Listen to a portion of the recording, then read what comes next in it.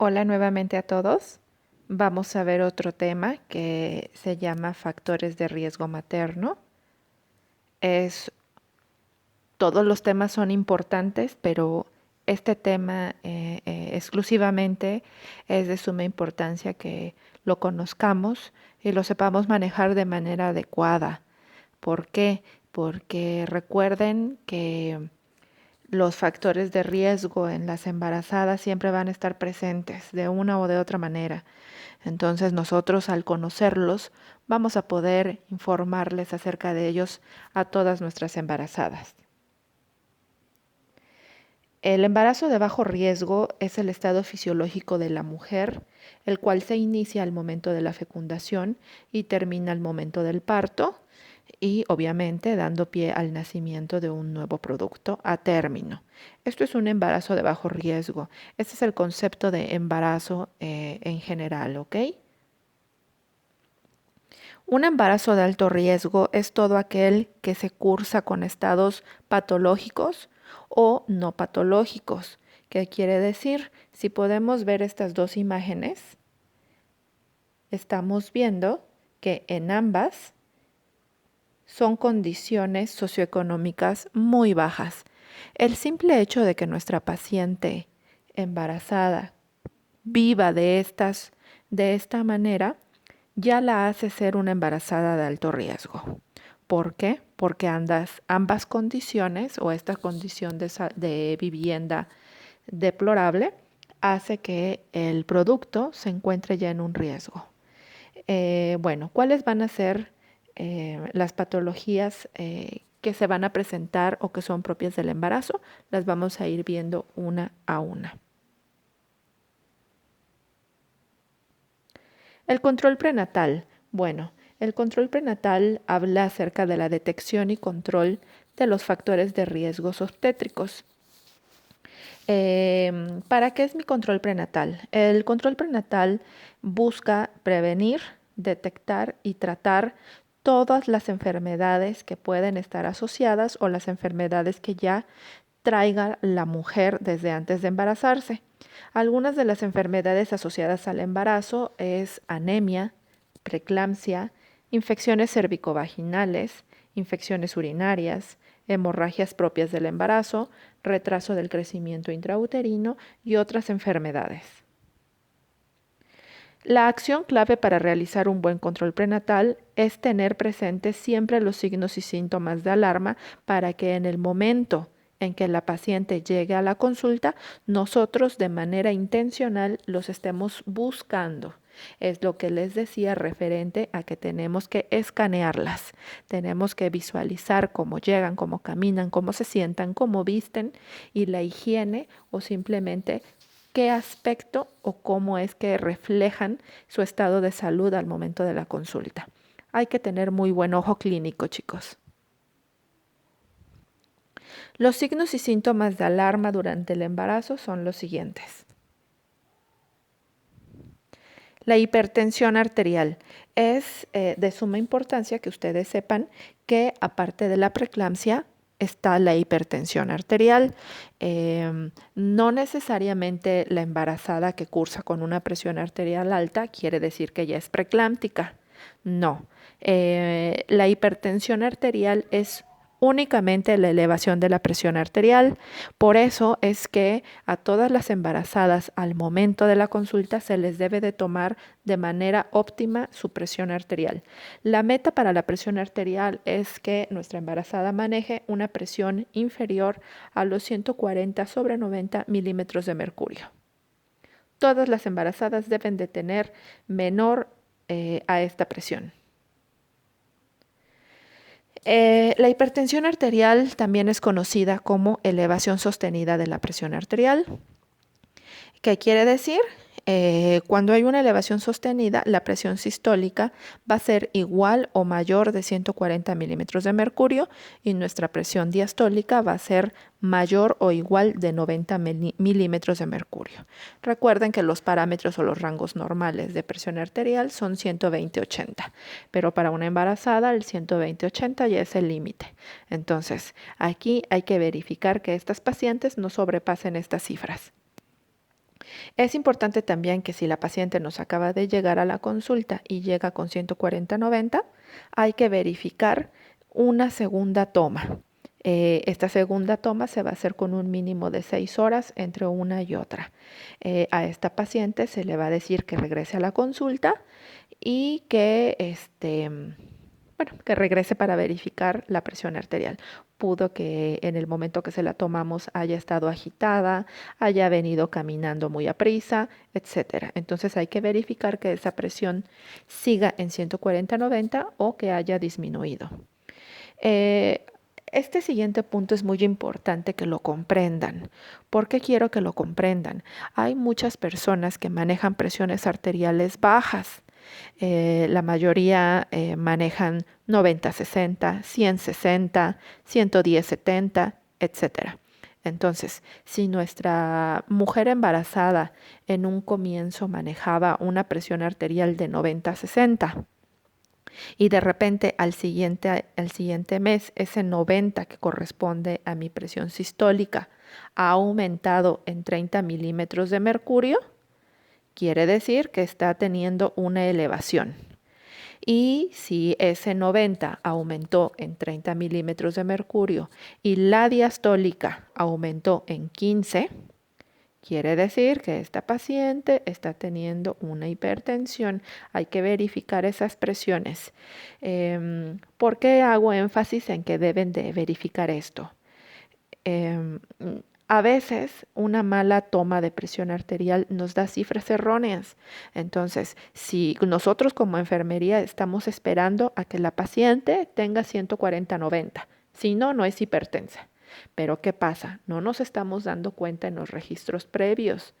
Si en mis registros previos me dice que mi paciente siempre manejó 90/60, 100/60 y de repente me llega con 100, si maneja 90 y de repente me llega con 110, 120 sobre 80 y su presión era de 90/60, esa paciente está elevando la presión. Entonces esta pacientita probablemente ya tenga una elevación sostenida de la presión. Sean muy observadores con este punto que les acabo de decir. ¿Ok? Entonces no esperemos ver 140/90. Hay que verificar qué presiones ha manejado la paciente antes de embarazarse y durante las primeras consultas. Ahora sí, el punto anterior solamente fue hipertensión arterial o elevación sostenida de la presión. Eso es simplemente un signo, ¿ok? ¿Qué quiere decir? Que el signo de la TA está elevado. Ahora, cuando hablamos de preeclampsia, se está hablando de un síndrome. ¿Qué es un síndrome? Es un conjunto de signos y síntomas.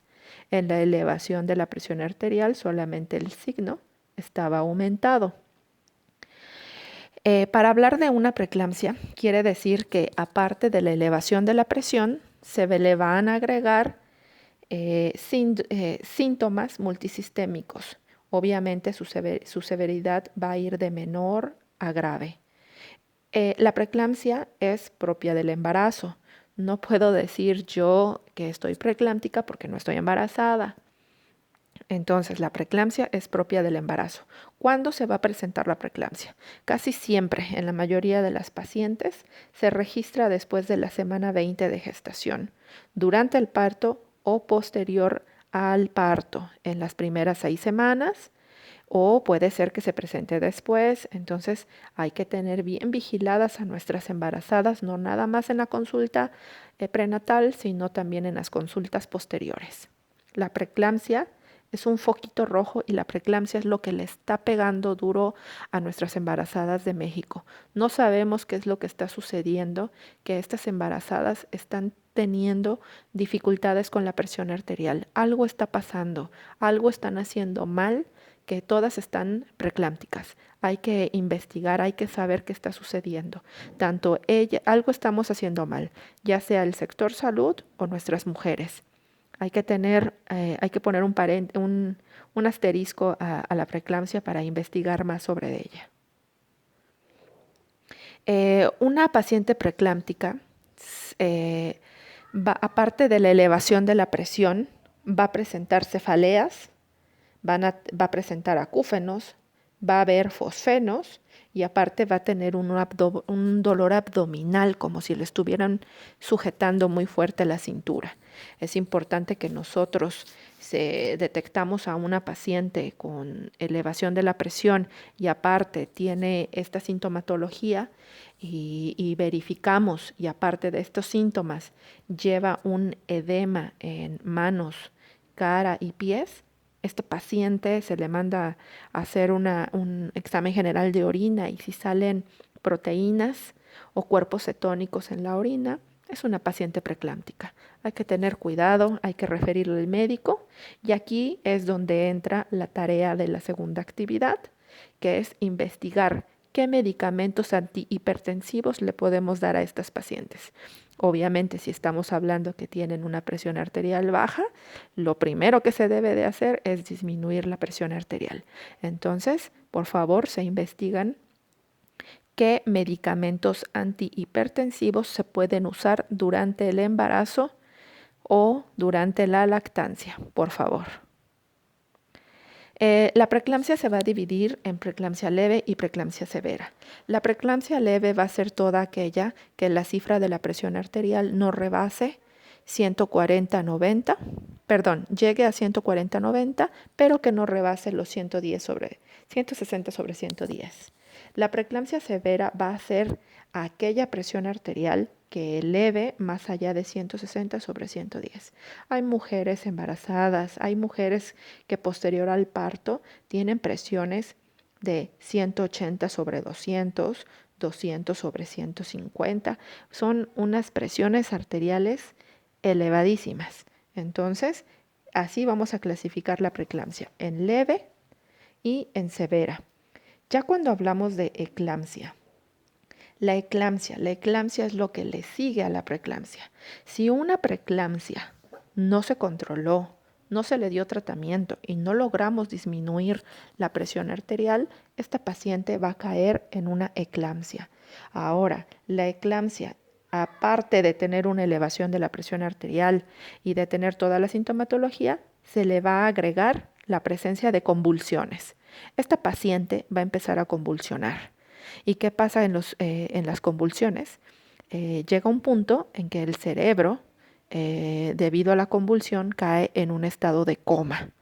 O hay pacientes que debido a la presencia de convulsiones se les tiene que inducir un coma terapéutico. ¿Ok? Se le administran sedantes, relajantes musculares para que el cerebro deje de convulsionar. Entonces, vean la gravedad, vean la importancia de disminuir las presiones arteriales, vean todo lo que conlleva una eclampsia. Una eclampsia, si estamos hablando de estado de coma, estamos hablando del empleo y el uso de una terapia intensiva. ¿Ok? Entonces, pacientes preeclámpticas severas y pacientes con eclampsia son dos tipos de pacientes que son candidatas a la terapia intensiva. Esto significa separarlas del producto y en algunos casos interrumpir el embarazo. El tratamiento de urgencia para evitar una eclampsia es la interrupción del embarazo, sea o no sea viable. ¿Ok? ¿Qué quiere decir? Que si mi paciente tiene 28 o 30 semanas de gestación y tiene preeclampsia severa y está a un paso de entrar a eclampsia, se interrumpe el embarazo. Recuerden que aquí nos interesa salvar la vida de la madre. Recuerden que las muertes maternas están penadas en nuestro país y es más importante salvaguardar la vida de la madre a la del feto.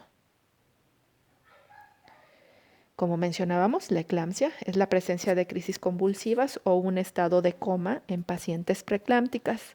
Después de la semana 20, durante el parto o en las primeras 6 semanas después de este. Algo muy importante es que se debe de verificar que las convulsiones no sean a causa de algún otro factor. Hay que verificar que la paciente no tenga algún tipo de infección meningitis, etcétera, que puede estar ocasionando la crisis convulsiva. Hay que verificarlo. En los signos de alarma es importante verificar que todos y cada uno de ustedes estén llevando a cabo el procedimiento básico para la toma de la presión arterial. Y dentro de los aspectos generales para la toma de la presión arterial es que se debe de tomar en reposo o al menos unos 5 minutos después de haber tenido alguna actividad. ¿Qué quiere decir? Que si mi paciente acaba de llegar de la consulta y viene caminando a prisa y yo le tomo la presión arterial, esa presión arterial va a estar elevada, obviamente porque acaba de hacer un esfuerzo y el corazón no está latiendo de manera regular como lo haría en reposo. Después, la paciente debe de abstenerse de fumar o tomar algún estimulante del sistema nervioso. Algunos estimulantes como el café, el chocolate, los refrescos de cola, etc. Esto al menos 30 minutos antes de tomar la presión arterial. Esto hay que decirle a las pacientes. Si yo la cito dentro de un mes, la acabo de ver hoy y su presión arterial estaba ligeramente elevada y yo la interrogo y le digo, señora, ¿qué desayuno? Y te dice, café con un pan, una dona de chocolate, pues obviamente esa presión puede estar elevada por la ingesta de alimentos que acaba de tener. Si al siguiente mes yo le recomiendo que en lugar de café se tome un vaso de leche y que en lugar de pan con chocolate se tome unas galletas Marías que no tienen tanta azúcar, esa presión arterial probablemente disminuya. Entonces hay que verificar esto. No deberá de tener la necesidad de orinar o de defecar. Recuerden que estos tipos de necesidades, si no las hacemos inmediatamente, nos ocasionan cierto nivel de estrés. Si a mí me anda del baño y de repente estoy pensando que ay, voy a ir hasta el baño, ya no me va a dar tiempo a entrar a la consulta, etcétera, me ocasiona cierto nivel de estrés. Y ese nivel de estrés también va a hacer un poco que se altere mi frecuencia cardíaca y por consiguiente mi presión arterial. También deberá de estar tranquila y un ambiente apropiado. Es horrible, en los centros de salud estás tomando presiones arteriales y te están pesando enfrente de todas las personas que están esperando la consulta. Procuren hacerlo cuando la paciente entre a la consulta, ya que esté ahí sentada, relajada, pídanle que se siente, pídanle que se recueste y de manera amable y delicada tomen la presión, por favor. Lo que hablábamos acerca de los signos o síntomas que se asocian a la preeclampsia. Esto es el edema en cara, manos y pies. Observen las fotos. Este edema, esta acumulación de líquido en los miembros inferiores, en la cara y en las manos, es es un excesivo cúmulo de líquidos. Eso quiere decir que nuestro riñón no está funcionando bien. Recuerden que la presión arterial depende de la frecuencia cardíaca y del funcionamiento de los riñones. Entonces, por eso es que hay que estar alerta. Observen los párpados de la paciente, están edematizados, los pómulos, lo que son las mejillas. Observen los pies, lo que les decía. Muchas embarazadas tienen así los pies, ya no les entran los zapatos y llegan a la consulta en sandalias. Hay que verificar si nosotros vemos que llega a la consulta y tiene así los pies, hay que tomar la presión arterial más detalladamente. Observen las manos. Todo esto es líquido acumulado en los espacios celulares y por eso es que se hace el edema. La orina oscura y arenosa. A todas nuestras pacientes se les mandan los exámenes generales de orina. ¿Esto para qué? Estamos hablando de preeclampsia. Cuando hay preeclampsia, aparte de la presión arterial alta, aparte del edema, hay presencia de cuerpos cetónicos y de proteínas.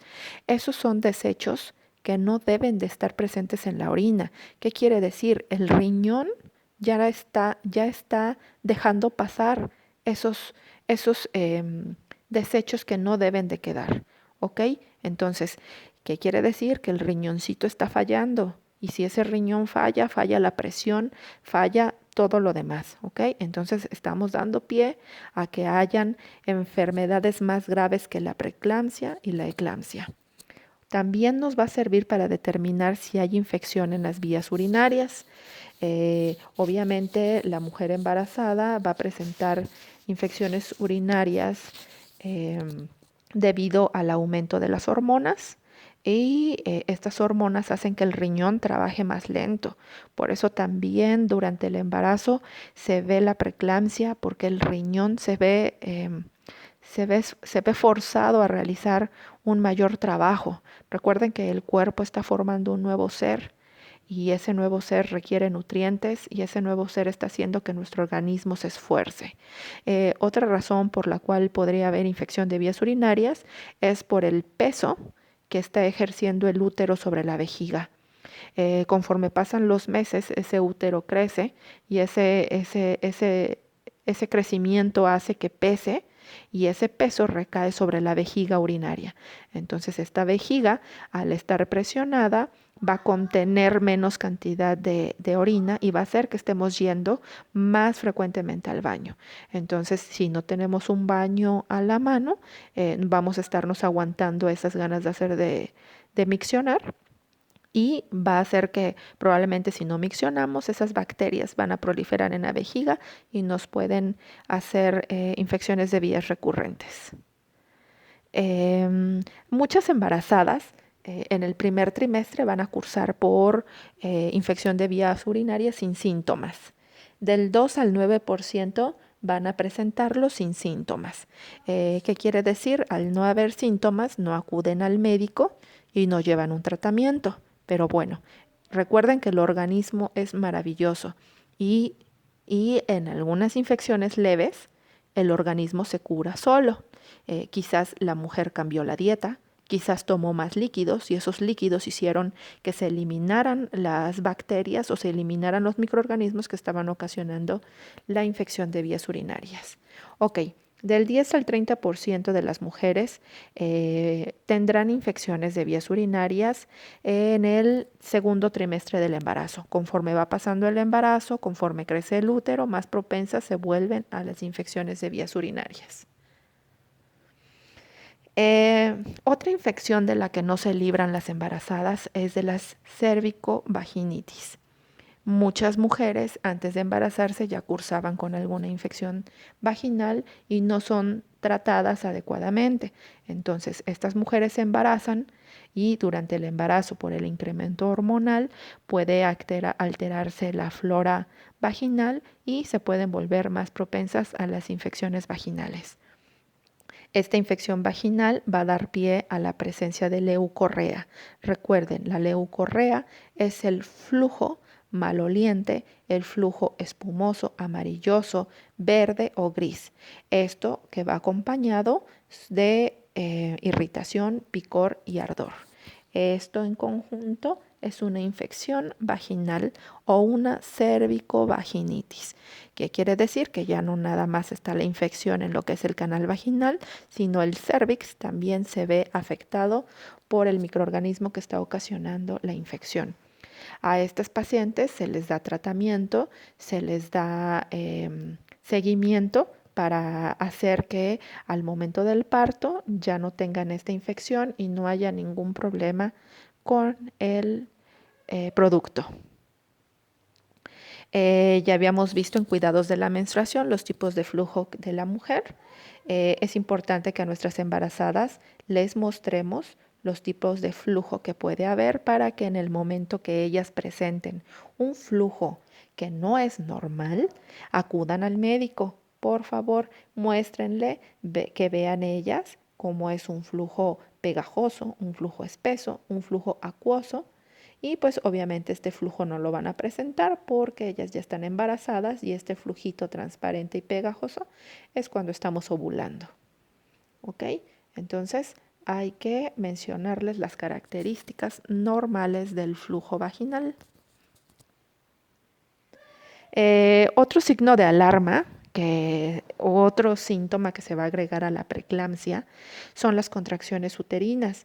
En la diapositiva de signos de alarma anterior decía que va a tener presencia o va a tener la sensación de que algo le aprieta en la cintura. Ok, esta sensación de que algo le aprieta es la presencia de las contracciones uterinas antes de tiempo, obviamente. Si estamos hablando de la semana 20, quiere decir que no es tiempo de que el producto salga. Entonces, una amenaza de parto pretérmino o un signo, un síntoma asociado a la preeclampsia es la contracción uterina, la cual tiene la capacidad de abrir, de dilatar el cuello del útero. Ese cérvix con estas contracciones se puede abrir y obviamente esto puede dar inicio a un trabajo de parto antes de las 37 semanas de embarazo. Obviamente el riesgo principal de presentar contracciones uterinas es el nacimiento de un recién nacido prematuro. El que haya un producto prematuro también conlleva al empleo de una terapia intensiva neonatal. Eso conlleva gastos al sector salud y al sector privado. Entonces es importante que la paciente pueda detectar los síntomas. ¿Cuáles son los síntomas que se van a presentar en unas contracciones uterinas? Lo primero va a ser una sensación de pesantez en la pelvis. Va a sentir una presión en todo lo que es el suelo pélvico y la pelvis. Va a tener un reflejo de dolor hacia la cintura.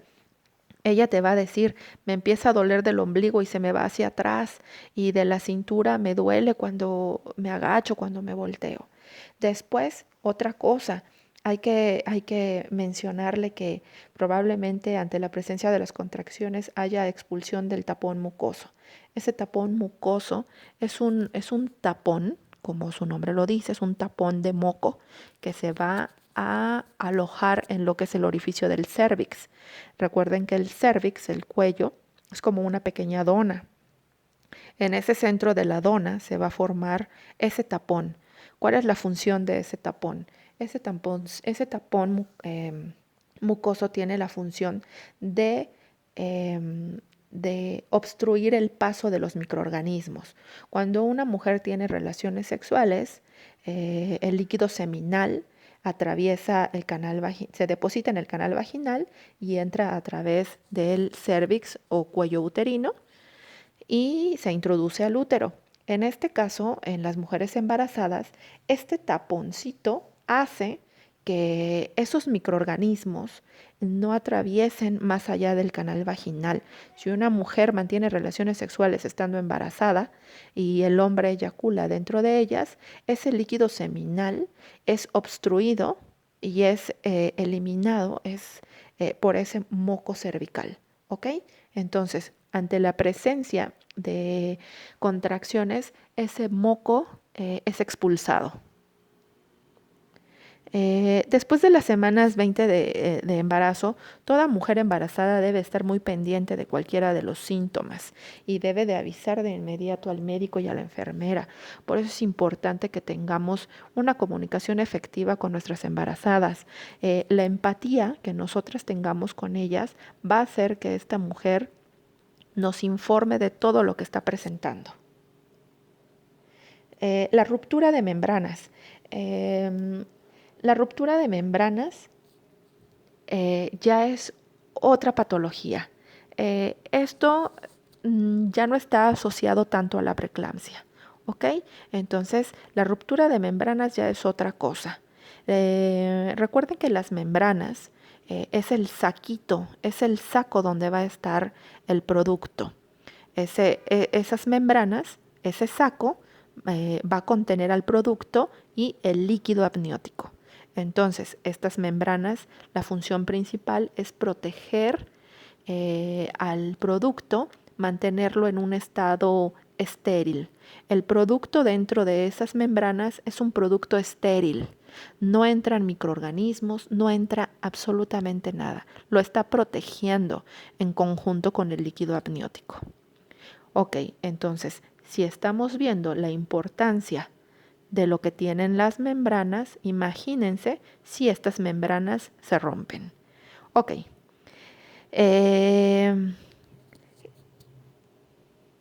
Si la ruptura de membranas se origina antes de la semana 20 de gestación, es inevitablemente un aborto.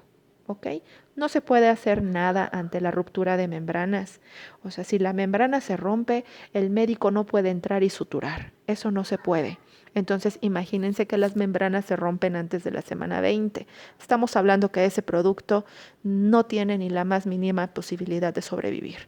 Entonces, se le realizaría un legrado a nuestra paciente. El riesgo principal de la ruptura de membranas cuando tiene más de 20 semanas o cuando el producto puede ser viable es que se llegue a ocasionar una infección tanto en la madre como en el feto. Bueno, otro punto son las señales de comienzo de parto. Se les llama señales de comienzo de parto o signos prodrómicos del embarazo. ¿Ok? Signos prodrómicos del embarazo. Los vamos a conocer de estas dos formas. ¿Cuáles son los signos prodrómicos del embarazo? Ok, sensación de que el producto ha descendido aún más. Cuando veamos trabajo de parto, dentro de lo que ya también investigaron las maniobras de Leopold, una de las maniobras, la cuarta maniobra de Leopold, nos habla acerca del descenso del feto. Este descenso del feto sí existe. Normalmente la embarazada tiene el abdomen puntiagudo y elevado cuando aún no es momento del parto. Al momento del parto, el feto se acomoda y se encaja en la pelvis. Al momento de encajarse, obviamente conlleva a un descenso. Este descenso lo podemos palpar y determinar en la cuarta maniobra de Leopold. ¿Qué significa? Significa que la cabeza del feto se ha alojado profundamente en la pelvis. Otro signo prodrómico del embarazo es el aumento en la secreción vaginal. Esta es transparente, rosada o teñida levemente de sangre. Es el tapón mucoso. Observen. Ese es el tapón de moco. Cuando la paciente llega y nos dice, es que fui al baño y al momento de limpiarme tenía moco con sangre, esta paciente acaba de arrojar el tapón mucoso. Eso es un signo, es una señal de que el comienzo del parto se está dando. La secreción de líquido acuoso de la vagina que gotea o sale a chorros es lo que comúnmente conocemos como cuando se rompe la fuente. Coloquialmente así se le llama, ¿ok? Coloquialmente se le dice, llega la paciente y te dice, es que se me rompió la fuente. Ok, eso significa que las membranas se han roto. Ha roto aguas, así se le llama también. Eso es, pero esto es cuando ya llegó el momento del parto. En algunas pacientes no se rompen las membranas, en algunas pacientes llega con otros signos de parto, pero llega con las membranas íntegras. Los ginecólogos lo que hacen es romper esas membranas de manera intencional con la punta de una tijera o con la punta de una pinza. Introducen por canal vaginal, atraviesan cervix y al momento de palpar las membranas hacen un ligero corte o un ligero pinchazo para romper las membranas. Esto también es en ayuda al trabajo de parto. Esto va a hacer que se acelere el trabajo de parto. Un patrón regular de dolores que se pueden percibir como un dolor fuerte de espalda o dolores de menstruación. ¿Qué significa? Que es la presencia de contracciones. Yo les había comentado, les había platicado que lo que más se parece a una contracción es un cólico menstrual. Obviamente, quienes nunca han estado embarazadas, le podemos hacer esa referencia, hacerle preguntas acerca si siente un dolor muy parecido al cólico menstrual. Si la mujer gestante nos dice que es muy doloroso y muy parecido a un cólico menstrual, entonces podemos estar hablando de la presencia de contracciones uterinas. Eso es todo. Es un tema muy importante. Estos son los signos de alarma, estos son los que nos debemos de aprender, son los que debemos de educar a nuestra paciente. En el tema anterior de embarazo y control prenatal hablamos que signos de alarmas es un punto muy importante en la educación a la paciente desde el primer contacto. Desde el primer contacto con la paciente se le muestran los signos de alarma y posteriormente o subsecuentemente en cada consulta se le repiten de manera insistente y de manera constante. ¿Para qué? Para que la paciente esté alerta ante la presencia de alguno de ellos. El punto final fueron los signos prodrómicos del embarazo. También la paciente debe de estar muy consciente que ante la presencia de estos signos debe de acudir a su centro de salud o a su hospital o clínica que le corresponda. Nuestra participación como personal de salud y como profesionales de enfermería es muy importante. Nuestra participación marca la diferencia entre la terminación de un parto normal saludable o un parto con complicaciones. Gracias.